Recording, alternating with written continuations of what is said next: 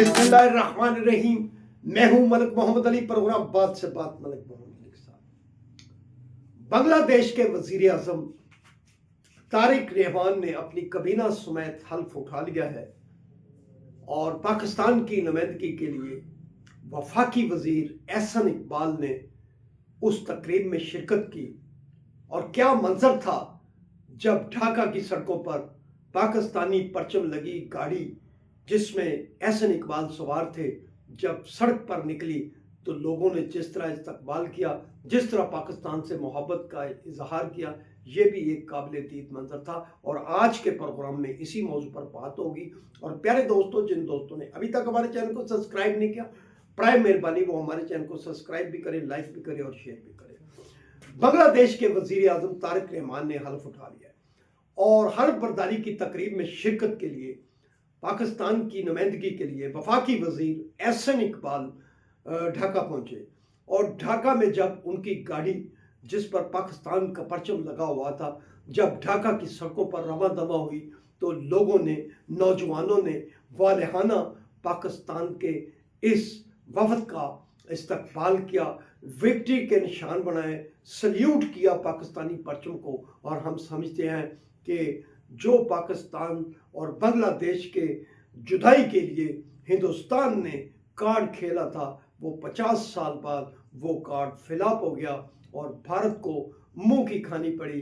अब भारत की जो जेनजी थी उन्हें एहसास हो चुका कि जो कुछ 70 की दहाई में पाकिस्तान से जुदा होकर उनके बुजुर्गों ने जो नुकसानात उठाए हैं, जो बांग्लादेश ने नुकसान उठाए हैं, वो भारत की प्रॉक्सी बन गए थे।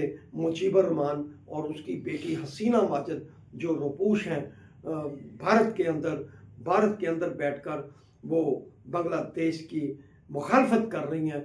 भारतीय हुकूमत उन्हें सपोर्ट दे रही है, उनकी हिफाजत कर रही है। बहरहाल हम समझते हैं कि बांग्लादेश के इंतखाबात के बाद नौजवानों ने जिस तरह अपने हक को मनवाया है वो भी काबिल दीद है। और पाकिस्तानी वफद को जिस तरह की पजीराई मिली, जिस तरह के अवाम ने पाकिस्तान के इस वफद का इस्तकबाल किया ढाका की सड़कों पर, वो माजी याद आ गया जब पाकिस्तान और बांग्लादेश इकट्ठे थे।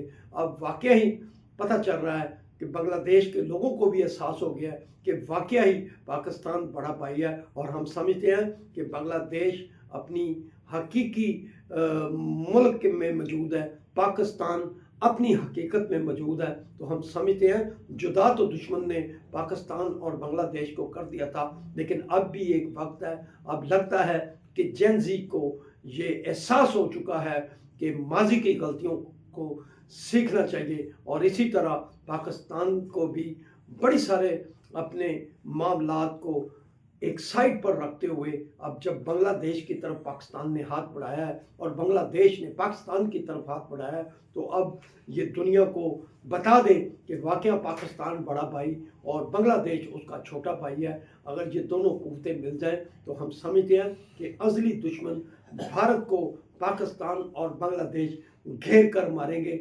बांग्लादेश और पाकिस्तान अगर यकजा होते हैं, इत्तेहाद में आते हैं, एक पॉलिसी वज़ा करते हैं, अपनी अपनी सरहदों की हिफाजत करते हैं, तो हम नहीं समझते कि भारत पाकिस्तान या बांग्लादेश की तरफ कभी मैली आंख से भी देख सके। सलाम पाकिस्तान, सलाम वसीयत अल्लाह।